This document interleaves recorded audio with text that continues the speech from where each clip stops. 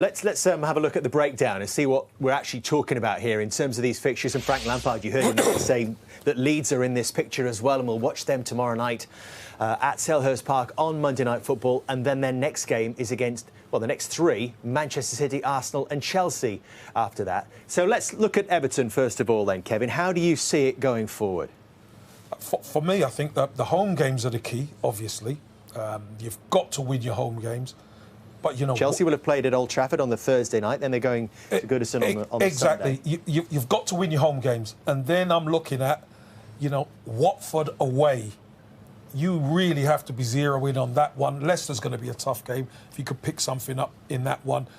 What you don't want is it to be going to the Arsenal game at the death. The big thing Everton need to do, you look at Burnley and Everton, there's a 2-point gap now. Look at the next two fixtures. They are a lot easier for Burnley than Everton. If Everton are in the same position after the next two games, they've had the right result. I think if Everton are still 2 points behind Burnley going into sort of the Watford game and those two home games, I think they've got a real opportunity. If these next two games don't go well for Everton and Burnley do OK, I'm not really talking about Leeds, I think Everton are going to have a huge problem. You don't want to get caught adrift. That's what you're saying, Jamie. You want those home games to matter. To matter, 100%. You don't want to get caught adrift. Are Leeds in this as well, Graham? Yeah, I think we could be in trouble. I think it's... Look at the games they've got: Arsenal away, Chelsea home, City home. We know what Brighton are. They can pass you off the park on their day. Yeah, they've not got easy games. But I come back to that. We do this every week, don't we? Put the charts up, whether it's to win it or get relegated. There'll be some banana skins in there for all of those teams. Games they think this is a real winnable game and they could slip up in them. What happens to Everton if they don't stay up? I think there's a root and branch look at the football club from top to bottom. I think that has to happen anyway, considering the amount of money spent, the way the club is at the moment. I think the fans have been pretty patient, if I'm honest with you.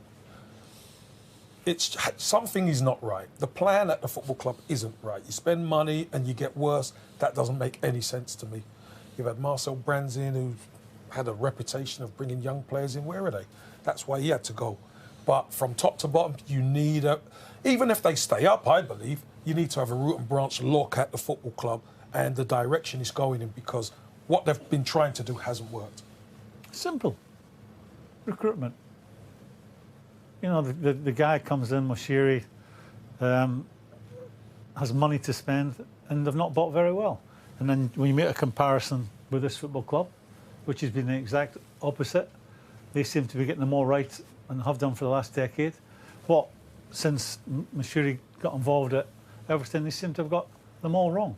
And that we would not be having this conversation if they had bought players that were up to the mark for Everton.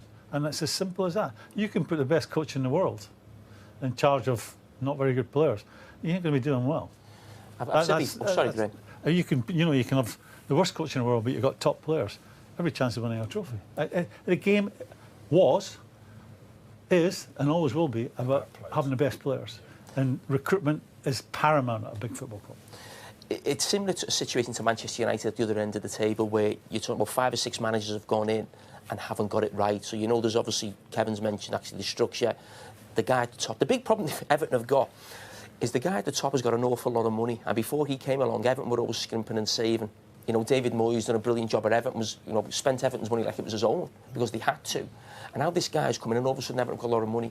And other people at the club probably don't want to upset this guy and tell him where he's going wrong, because without this guy, is there a stadium? Can we then go and buy players? But everyone in football's taking advantage of Everton. Agents, players, maybe even managers, just done what they want in the transfer. I want this player, I want that player. They get moved on, they get paid off. Players on high wages, agents as well. And basically, the guys come into football. He had, I think, a small part to play at Arsenal, or was he a shareholder investor? He's his friend, isn't he? Yeah, Moshiri. And now he's got his own football club, and everybody's just taking advantage of Everton Football Club right now. And that's the reason why they find themselves in the position that they are. But he's not the first one. I mean, go back to Abramovich. That happened to him early on.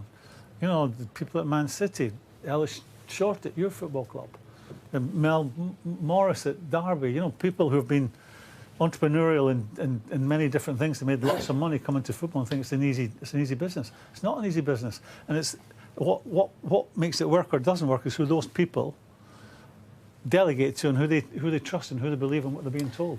I think if Everton go down, Everton will become a template for every other owner or football club in the Premier League of how not to do it. To spend that much money and find themselves going down. And I don't know, I'm trying to think of the other clubs who've gone down in the Premier League. Has there been a bigger club than Everton to go down? No. That's what I'm saying. You're talking about one of the biggest sort of football clubs. There's only 6 teams who've ever been ever present in the Premier League. Newcastle are every bit as big as Everton. They've gone and come back. No, I don't think so. That's probably a debate for another day. As Sunderland man, you are not going to agree to that. Sunderland, the biggest club that have ever gone down in the history. Might be coming back up soon.